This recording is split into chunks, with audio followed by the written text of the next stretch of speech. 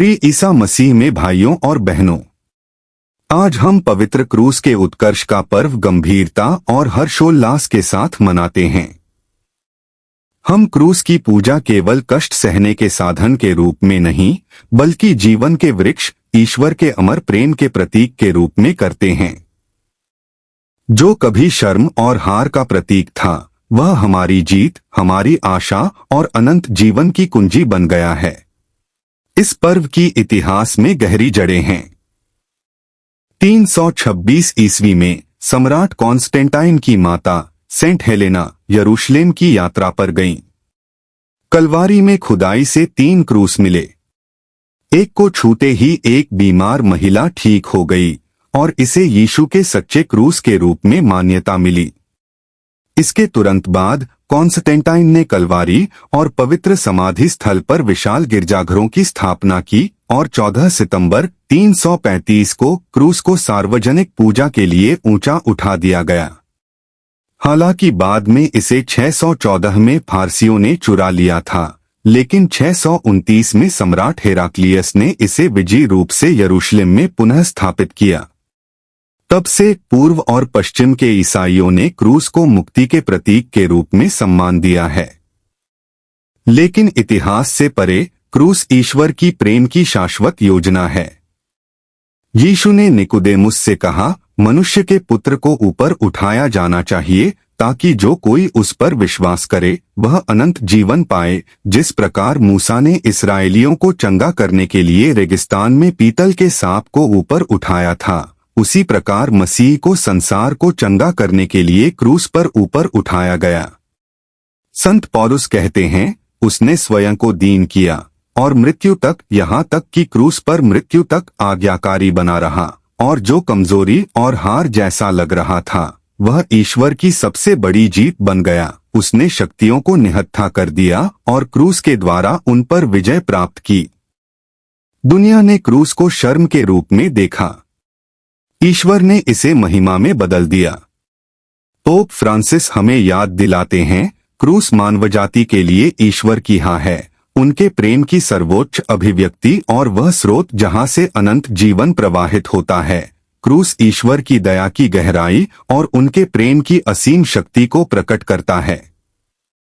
Pope Paul 6 ने कहा, क्रूस ईश्वर की शक्ति है, ईश्वर का ज्ञान है, और संत जॉन पॉल द्वितीय ने इसे प्रेम की पाठशाला कहा था। एक गांव में एक आदमी की कहानी है जो एक भारी लकड़ी का क्रूस लेकर चल रहा था। एक बच्चे ने पूछा कि ऐसा क्यों? माँ ने समझाया कि यह हमें यीशु की याद दिलाता है जो हमारे लिए अपना क्रूस उठा रहे थे। एक बार क्रूस से एक छोटा सा टुकड़ा गिरा और उस आदमी ने उसे उठाकर रख लिया। वह छोटा सा टुकड़ा इस बात का प्रतीक था कि ईसा मसीह का क्रूस हर बोझ उठाता है, हमारा भी। आपका क्रूस चाहे कितना भी भारी क्यों न लगे, आप उसे अकेले नहीं उठा रहे हैं। ईसा मसीह ने उसे पहले उठाया है। हमारे दैनिक जीवन में हम अक्सर इस सत्य की प्रतिध्वनियां देखते हैं। मुझे हाल ही में एक ओवरब्रिज पर हुई घटना याद है, जहां मजदूर भारी लोहे और निर्माण सामग्री से लदी गाड़ियों को धकेलने के लिए संघर्ष कर रहे थे। उन्हें आगे बढ़ना मुश्किल लग रहा था, फिर भी कुछ लोग साइकिल सवार रुक गए और बोझ उठाने में मदद की, समर्थन और एकजुटता दिखाई।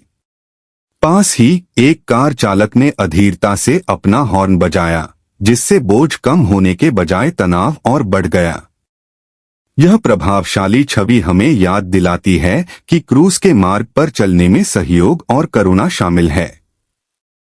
जिस प्रकार मसीह ने हमारे लिए क्रूस उठाया, उसी प्रकार हमें एक दूसरे का बोझ उठाने के लिए बुलाया गया है। उन लोगों की तरह जिन्होंने मजदूरों की मदद की, हमें भी दया और उदारता से आगे आने के लिए तैयार रहना चाहिए। और अधीर चालक की तरह हमें स्वार्थ और अधीरता से दूर रहने की याद दिलाई जाती है, जो शांति और दान में बाधा डालते हैं। इसलिए हम क्रूस की पूजा करते हैं, पीड़ा का महिमामंडन करने के लिए नहीं, बल्कि प्रेम का महिमामंडन करने के लिए। परमेश्वर ने जगत से इतना प्रेम किया कि उसने अपना इकलौता पुत्र दे दिया। क्रूस इस बात का प्रमाण है कि प्रेम घृणा पर, जीवन मृत्यु पर विजय पाता है। प्रत्येक मिस्सा में कलवारी उपस्थित होती है। इस वेदी पर हम क्रूस का फल ग्रहण करते हैं, हमारे उद्धार के लिए दिया गया मसीह का शरीर और लहू। तो हम कैसे प्रतिक्रिया दें?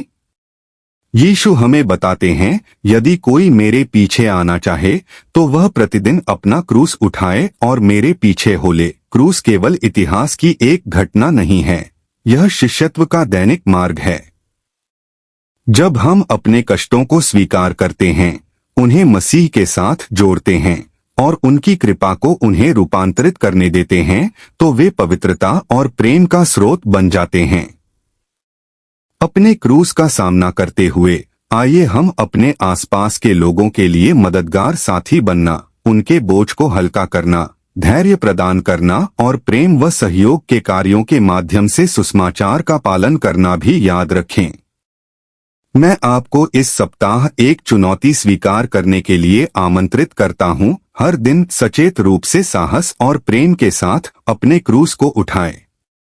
प्रार्थना में क्रूस को देखें, चाहे एक पल के लिए ही सही, और याद रखें, दुखों से नया जीवन आता है और मृत्यु से विजय मिलती है। आइए प्रार्थना करें। प्रभु यीशु, आप सभी लोगों को अपनी ओर आकर्षित करने के लिए क्रूस पर ऊंचे उठाए गए।